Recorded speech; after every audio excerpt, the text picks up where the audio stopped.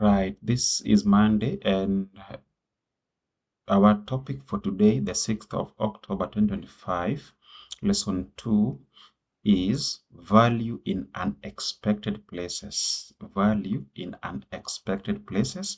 So we are supposed to read Joshua chapter 2, verse 2 to 11, Hebrews chapter 11, verse 31, and James chapter 2, verse 25. Then answer the question, what do these texts tell us about Rahab?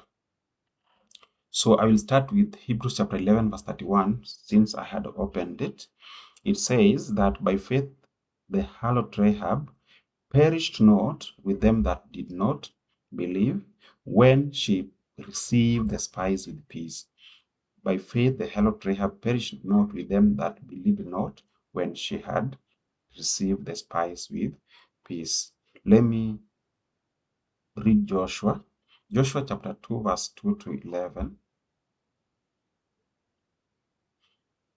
Joshua chapter 2, verse 2 to 11 says, And it was told the king of Jericho, saying, Behold, there came men in hither tonight of the children of Israel to search out the country. And the king of Jericho sent unto Rahab, saying, Bring forth the men that are come to thee, which are entered into thine house, for they be come to search out all the country. And the woman took the two men and hid them, and said thus, There came men unto me, but I wist not whence they were. And it came to pass about the time of shutting of the gate, when it was dark, that the men went out. Whither the men went I wot not. Pursue after them quickly, for ye shall overtake them. But she had brought them up unto the roof of the house, and hid them with the stalks of flax, which she had laid in order upon the roof.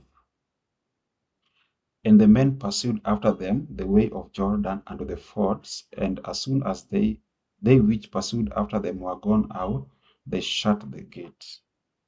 And before they were laid down, she came up unto them upon the roof, and she said unto the men, I know that the Lord hath given you the land, and that your terror is fallen upon us, and that all the inhabitants of the land faint because of you. For we heard how the Lord dried up the water of the Red Sea for you when you came out of Egypt, and what he did unto the two kings of the Amorites that were on the other side of Jordan, Sihon and Og, whom ye utterly destroyed. 11. And as soon as we had heard these things, our hearts did melt, neither did there remain any more courage in any man because of you. For the Lord your God, he is God in heaven above and in earth beneath. Let me read Hebrews chapter 2, verse 25. James chapter 2, verse 25. It says, Ye see then how that by the works of a man is justified, and not by faith only.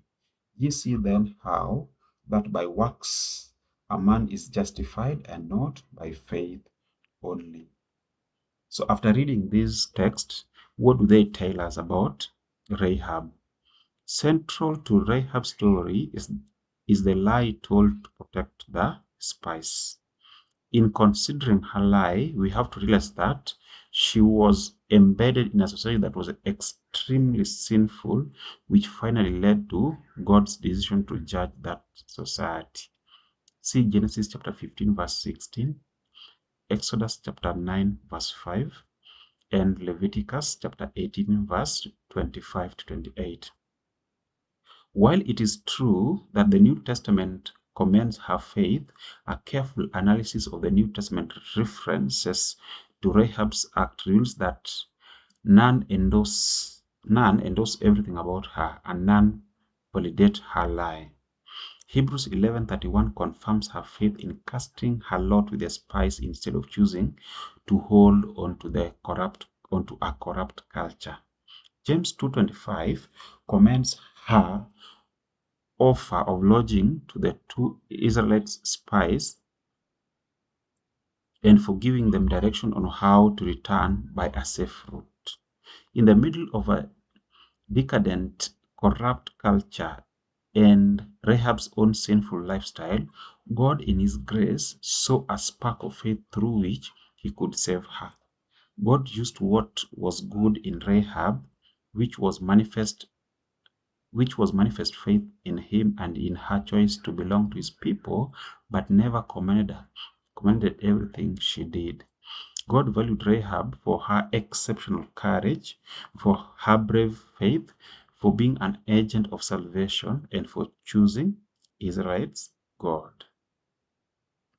After seeing what was happening, she declared, "For the Lord your God, He is God in heaven above and on earth beneath." Joshua chapter 2, verse 11, New King James Version.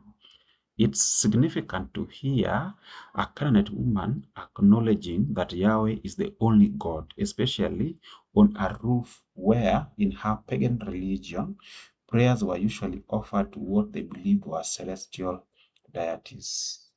The expression of Rahab is previously found only in the context of God's exclusive right to receive worship. Exodus 20, verse 4, Deuteronomy 4, verse 39, and Deuteronomy 5, verse 8.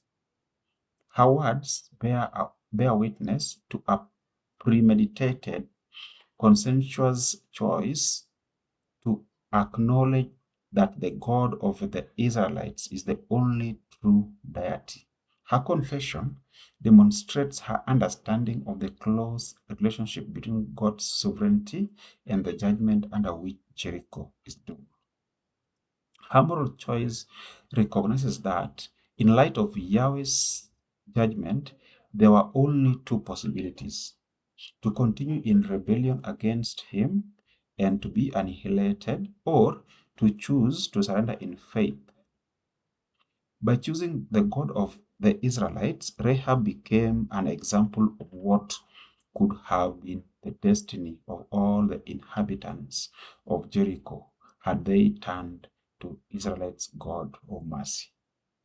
Question as we bring this to a close: what does this story teach us about how God must have our ultimate allegiance? What does this story teach us about how God must have our ultimate allegiance? As we bring this to a close, I will read for us again the key text for this week, which is Hebrews chapter 11, verse 31. King James Version says, "By faith the harlot Rahab perished not with them that believed not, when she had received the spies with peace." I repeat, by faith the harlot Rahab perished not with them that believed not, when she had received the spies with peace. Thank you, and see you tomorrow.